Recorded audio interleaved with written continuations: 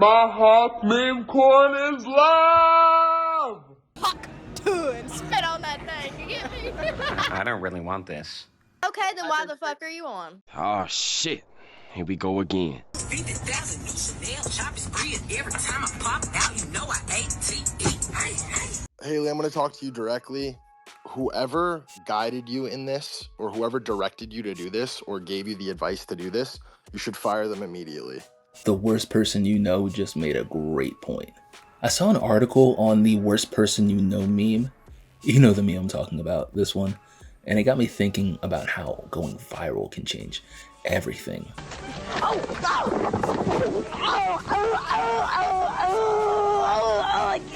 Dude took a picture and uploaded it to the internet. It wasn't even supposed to be his photo shoot.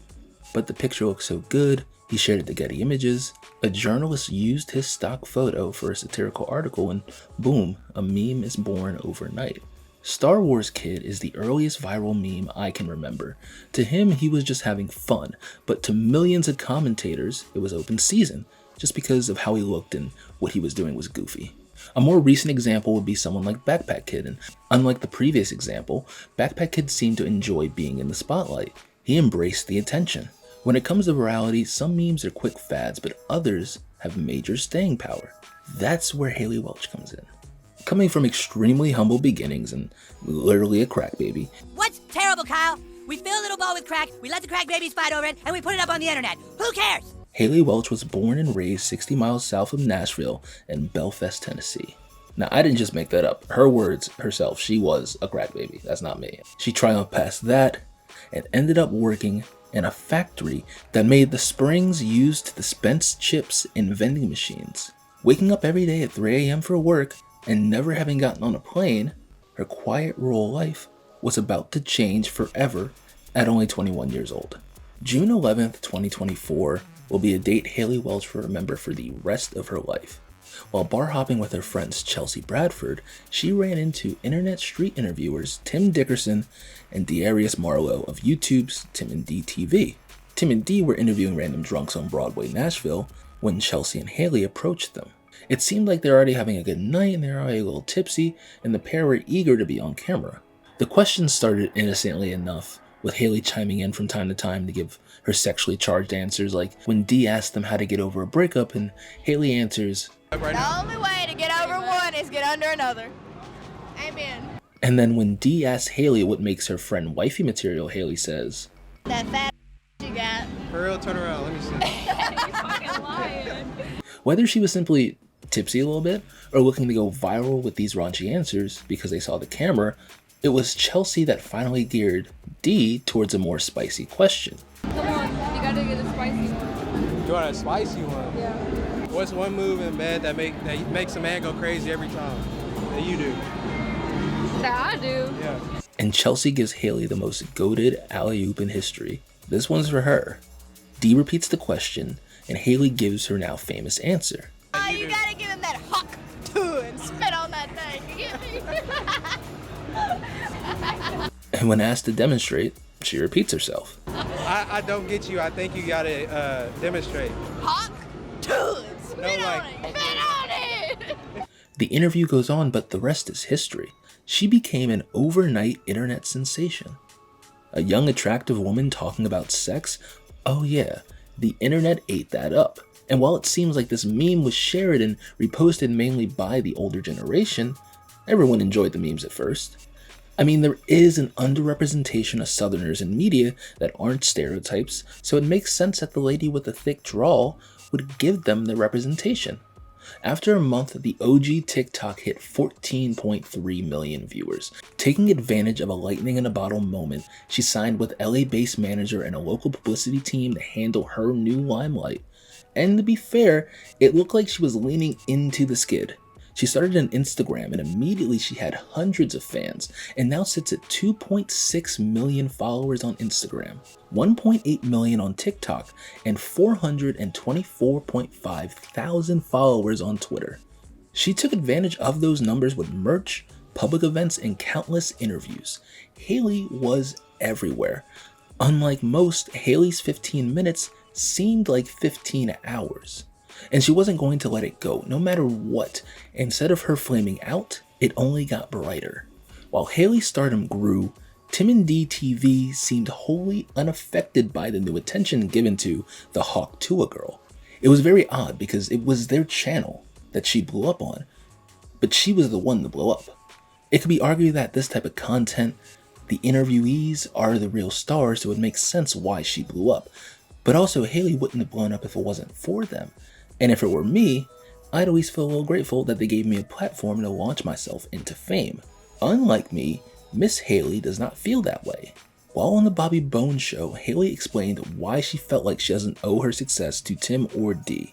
If you ask her, none of this would have happened without them, yet she still didn't want to thank them for her success. On the Bobby Bones show, she explained that when the clip took off, she asked them to stop posting about her, and then they blocked her. I'm not sure how to feel about that. On the one hand, she has a right not to want to be exposed as she was, which is fair. She asked them to stop, and they blocked her, which is kind of wild to me. Oh, but what about that video they first posted when all this shit started? I didn't get any money off of that. Yeah. So they can suck my left lip. Yeah, you should definitely just get the money if nothing else. Yeah. And you have it all. They blocked all my friends too, and we all have it like screenshotted too. She asked them to stop, and they blocked her, which is kind of wild to me. On the other hand, they very clearly told Haliey and Chelsea that the video was going to be posted. That's their content that they have permission to post, and honestly, it's their most popular video, so it makes sense. They wanted to eat, and to them, it probably sounded like she wanted to eat by herself. She didn't want to share. And to be fair to Haliey, she said none of this would be possible if they didn't repost the video as much as they did. And she didn't initially want to be famous, but since that was never an option due to how popular she became so fast, she leaned into it. And after this interview went viral, since everything she does goes viral now, Tim and Dee released the response with receipts. They were not a fan of how they came across in her recollection and felt it wasn't fair. They showed clips of them letting her know it was being posted, which is also in the original video as well. They also showed DMs from both Haliey and Chelsea asking them to be on the show, and then they asked their audience if they thought they should go on, which I thought was kind of weird, but we'll leave that alone. Mostly, I think what Haliey and Chelsea are doing is damage control. The backlash was so bad, people thought Haliey was suing Tim and Dee, which she had to clarify wasn't true. Maybe they'll make up in the future, we'll see. Regardless of how anyone feels, Haliey was here to stay. She was on stage at a Zach Bryan concert in July. Also in July, she signed with her management firm, The Penthouse, and the same publicist as Bruce Springsteen, adding to her legendary team. By August, she launched her own animal foundation, Paws Across America, achieving a lifelong dream. In the same month, she also threw the first pitch for the Mets and did something that would add to her staying power, signing a deal with Jake Paul's Better Media Company to launch TalkTuah podcast. I think that probably was the most predictable podcast name to go along with her meme name. On September 3rd, Haliey launched her podcast, proving that, no, not everyone needs a podcast. It's hosted by her with a rotating list of guest stars, mainly her friend Chelsea. She started explaining her small beginnings, and she quickly grew into the podcasting role. Regardless of how you feel about her, it became the number 5 podcast on Spotify, and people are talking about this podcast every week. Probably making fun of it, but they're still talking about it. I watched a couple episodes of TalkTuah, including the first one, and do it. Hawktuah, hawktuah, hawktuah, hawktuah. Say it aggressive, like really. Like you're mad at the day. It's something. I'm a fan of Whitney Cummings. She can be a little overly sexual at times, which happens on this episode, but she has decent guests from Whitney Cummings, Wiz Khalifa, Mark Cuban. It's a so-so podcast, and Haliey's an okay podcast host. She's not the best, but it's serviceable. I've done podcasting, and hosting is hard, especially when you're the main host. You control the flow, and the one thing I like about Haliey is that she allows the guest room to breathe, and that's one of the hardest things, because especially when you're the only host, and you like how your voice sounds, you can just talk and talk and talk, so it's always nice to have someone there. I think Haliey's okay at it. It's just the content itself is such brain rot. And it's not my cup of tea, and I'm not mad at her for it. When she released the podcast, I was like, whatever, go get the bag. At this point, with TalkTuah losing views every week though, Haliey obviously needed to do something to keep her name out there and continue making more money. So Haliey releases her own dating app, Pookie Tools. Huh? Who is Pookie? Okay, Pookie is Haliey's boyfriend. And on November 14th, she launched her dating app named after him called Pookie Tools, powered by AI. Another way to make money, sure, as paid subscriptions are needed for the dating app, but also needless, as the app was advertised as an alternate way to meet your Pookie, aimed at singles around Haliey's age. The app ended up being nothing more than some prompts, a default AI chatbot, and more bland AI features. It really ends up feeling a bare bones cash grab, but again, grab that cash. It just feels like less of a passion project and more of a hastily thrown together money making machine. Something that is sad is that her fans felt left down because of this. It was advertised as Haliey offering advice, or at least an AI version of what her giving dating advice would sound like. Instead, it ended up being a generic AI chatbot with bot-like responses. In her attempt to stay relevant, she ended up disappointing her fans with a selfish cash grab, and right before the holidays. That's called foreshadowing. I saw this tweet and I thought it was so funny because it pretty much sums up what a lot of these get famous quick people go through once they've fully run out of options and their 15 minutes is up. There are 3 routes these viral stars usually go down: OF, political grift, crypto scam. Let's guess which Haliey will choose. Pairing with the Paul Brother Media Company, we all knew it would only be a matter of time before she dove into crypto. And over the last couple of months, she's been teasing her start into the world of crypto with tweets like this or this.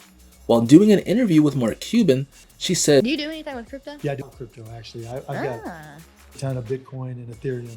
Oh yeah, if I want to meme coin, can I give you some tokens? Yeah, I'll give you my wallet. I'll give you my wallet. Actually. Okay. But I don't know. I'm not as big a fan about meme coins. I love crypto, but you can make some money from it. There's no doubt about it. No doubt about it. I'm very new to it, and I'm still learning what it is. The Phantom. And Cuban sounded hesitant. While Haliey admits she's new to crypto, alarm bells are ringing in Mark's head. Even to Mark, Haliey's inexperience was a major red flag. And then, a little over a week ago, Haliey blessed our timelines with this beaut of a video. My Hawk meme coin is live! My Hawk meme coin is live! She said that like a heartbeat, and I said right here in the script, do not put that. Do not put that in the video. My Hawk meme coin is live! Oh my god, bro. I can't unhear it. And from the get-go, we already knew what time it was. We already knew what time it was. The person that owns her podcast was fined $400,000 from the SEC for promoting a scam coin, and his brother has a couple of crypto scams under his belt, including CryptoZoo, the scam where he was scammed first, and Dinkdoink. So Haliey getting into crypto was seen not as a will she scam her fans, but when will she scam her fans? On launch, the Hawk coin spiked to $500 million market cap, only to immediately fall down to $23 million. Tracking the blockchain data using bubble maps, it was seen that 96% of the coin was all in one single cluster. Haliey and the team, which, by the way, is hard to find out exactly who is working for Haliey. Anytime you struggle to find names of people, it's shady. She seems to be working with a Twitter account called Over Here and then some nameless loud voice. Yo, Haliey, they try to fuck us. It's all good. And they claimed nobody on their team had sold. They were adamant that they controlled all the tokens and, no one sold. They got snipe botted. And Community Notes was all over this. The team and insiders have been selling their tokens since launch. A majority have never purchased anything and have only sold tokens they were given. Haliey is lying and will likely have to talk to a judge about this. Hilarious pun work. Love the Community Notes. No notes. It was awful, and Haliey and her team started a Twitter space to do damage control. Haliey got on and gave the most generic speech I have ever heard. Hey y'all, it's Haliey, and I just want to say thank you for joining my space, and I also want to thank you for my 15,000 holders. We got snipe botted today, but we didn't sell a single token. This is just the launch, and I want to tell you I'm here to stay. And I also wanted to tell you that I learned a lot along the way, but I just want to say screw the sniper bots, and I'm not going anywhere. Like, that could have been pre-recorded, and I would have believed it. And then her main partner got on, and he just rambles. Right? The people here, you guys are already fucked. Y'all are fucked. Fucked in the head, fucked every day thinking everything's a scam. And you know what? You guys are right. Everything is a scam, but not this. Not this. These are people that are outside of crypto that we're going to be onboarding, and they don't give a shit. They don't even know what a market cap is. They just go, oh, cool. Free coin.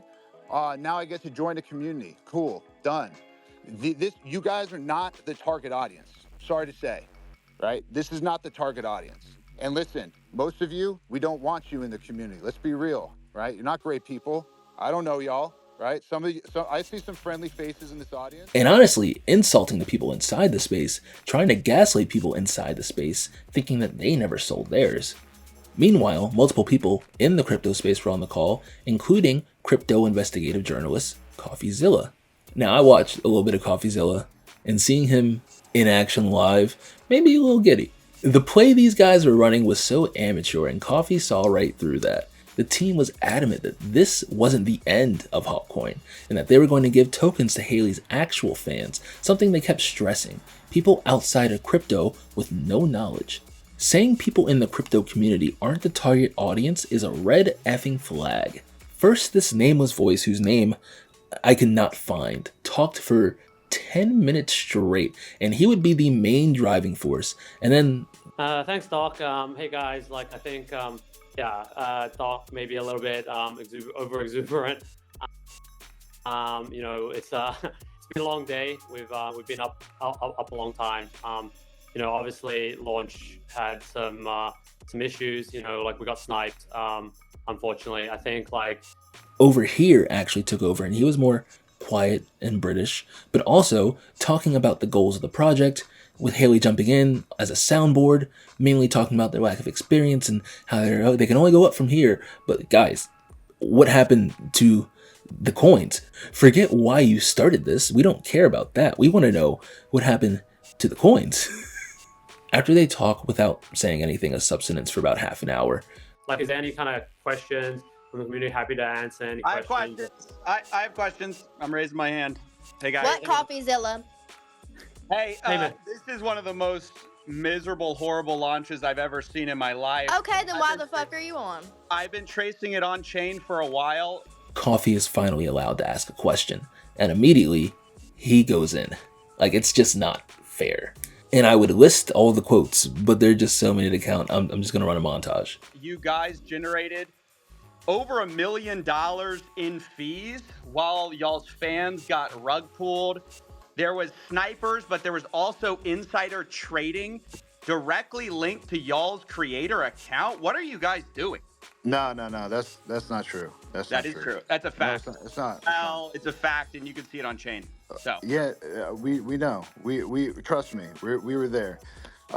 We could answer that. You know about the insider trading?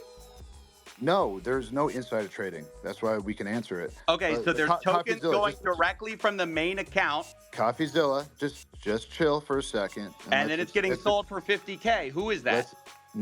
Definitely not us. You think we're doing this for 50K? Yeah, fucking right. Talking to the wrong guy. You're used to these bullshit scammers out here. Not us. Now, we had... That's what everyone says, by the way. Listen, doesn't matter. No, I'm not everyone. How much did y'all make? It's not that selling we made. Out your fans. So over here, can you give exact? Hold on, CoffeeZilla, take a chill pill, brother.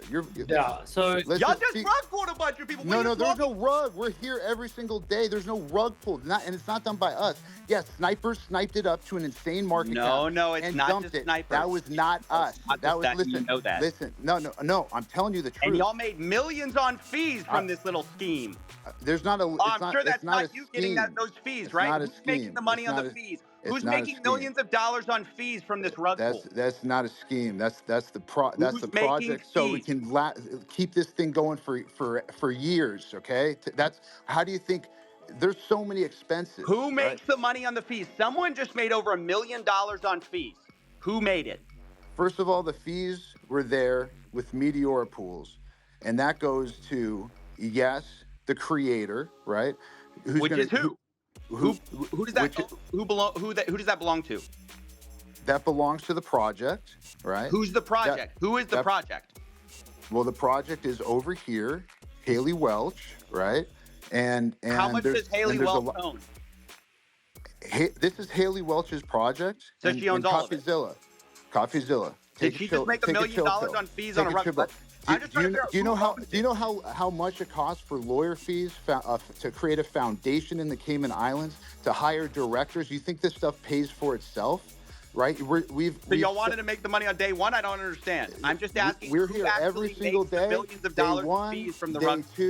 day 3, you know, this is how you run a project forever, is you have to fund that. We're really trying to do something here and not just do it for one day and do it for 2 days like you're So used who to. made the money? You haven't answered the question. Who made the money? How much did Haliey Welch make of that 1.8 million?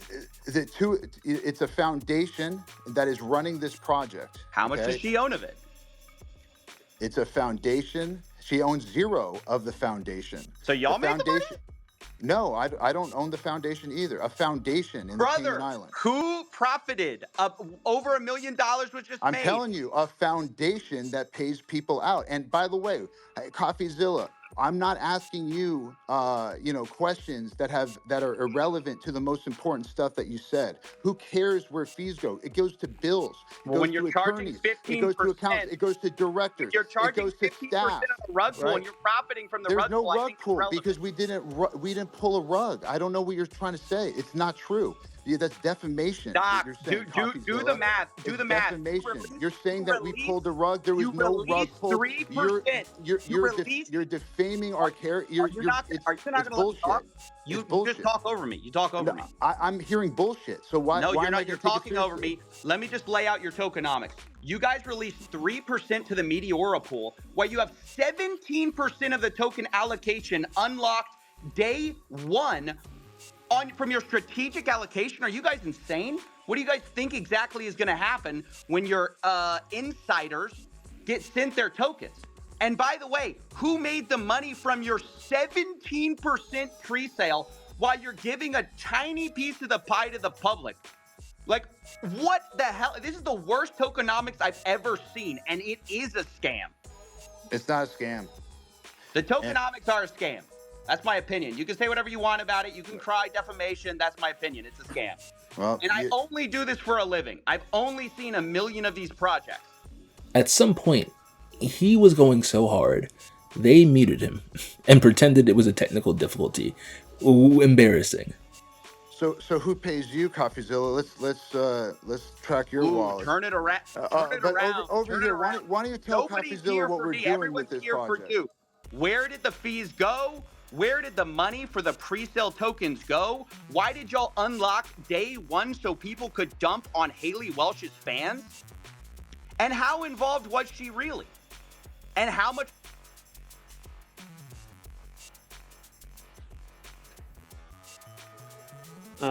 I just got muted. After more rambling about Haliey's life and why they started Hawkcoin in the background of the company without answering who made the $2 million in fees, and the fact that if these 2 people have no salary and Haliey owns none of the company, who made the money? We had FaZe speak up, and he told Haliey a hard truth, which she answered with some BS. Haliey, I'm going to talk to you directly. At the end of the day, your name was the poster child for the token. The whole hawktuah meme is used to like market it and launch it. At the end of the day, when CoffeeZilla makes a video about this, you're going to be in the thumbnail. Your name's going to be in the title. So what Doc or whoever the fuck was saying earlier about traditional Web 2 influencers coming in the space and having a bad like reputation in this space, it's for this reason exactly. It's because people enter the space like this with whoever the fuck. Basically what I'm getting at, and I'll wrap up here with just whoever guided you in this or whoever directed you to do this or gave you the advice to do this, you should fire them immediately. Full circle, the worst person you know just made a great point. None of these 3 were prepared for this Twitter space. I don't know what the group chat looked like before this, but y'all failed. And soon after, another user, Nick, tried to ask about their salary, and Haliey pulled the funniest thing I have ever seen in the world. I have never seen someone, mid-accusation mind you, just dip like this. So I'm sort of curious, like, not for the token price itself, but just in terms of the fact that there's fees that are being generated, there's an actual, like, Hey source guys, of income. I hate to interrupt you, Nick. Hello there. But anywho, I'm gonna go to bed, and I'll see you guys tomorrow. Okay. For I guess we're talking over here, and I don't know what the distribution is, but are you guys able to speak in terms of like, honestly, I gotta respect it. Immediately, she just said, "All right, guys, I'm gonna go to bed." Anywho, I'm gonna go to bed, and I'll see you guys tomorrow. Immediately after the space, Haliey's transactional entertainment lawyer reached out to CoffeeZilla via his Voidzilla YouTube channel. In these texts, they revealed Haliey was paid a flat fee advance of $125,000, and she was supposed to get 50% of net proceeds after payment of costs to third parties, mutually, whatever, some other mumbo jumbo about crypto that I don't really understand. The point is, you know, the lawyer was saying that they wanted to salvage the token for the holders and the fans, and it honestly all sounded like damage control. If I'm being honest, that CoffeeZilla video hit like crack. I don't know if that's a good thing or bad thing, but it hit like crack. I've never seen something go so wrong, been so right about it, and then been live in the moment to watch. It was like, I was like, the car's gonna hit that car, and then I sat there and I watched the entire thing. And this was over a week ago, and at the moment of writing and filming and editing and recording, no response from Miss Welch. And maybe that's for the best, because it was very clear she was out of her depth. Anytime Haliey talked in that Twitter space, it sounded like she had no idea what was actually going on. Just sitting back, head empty, no thoughts. Do I think if you put money into the Hawk coin that you're dumb and you should give me all your cryptocurrency? Yes, yes you are, and yes you should. But do I think that being dumb means you should be scammed out of your money? No, not at all. What happened to the saying, just because you can doesn't mean you should? With great power comes great responsibility. Who knows where Haliey goes from here? She won't go to jail. She might be fined, but that's also very unlikely. Haliey will get a metaphorical slap on the wrist, continue to milk her fame until the very end, and you know what? Why not? That's what I would do too. I wonder what Pookie's up to. Thanks for watching, guys. Love you.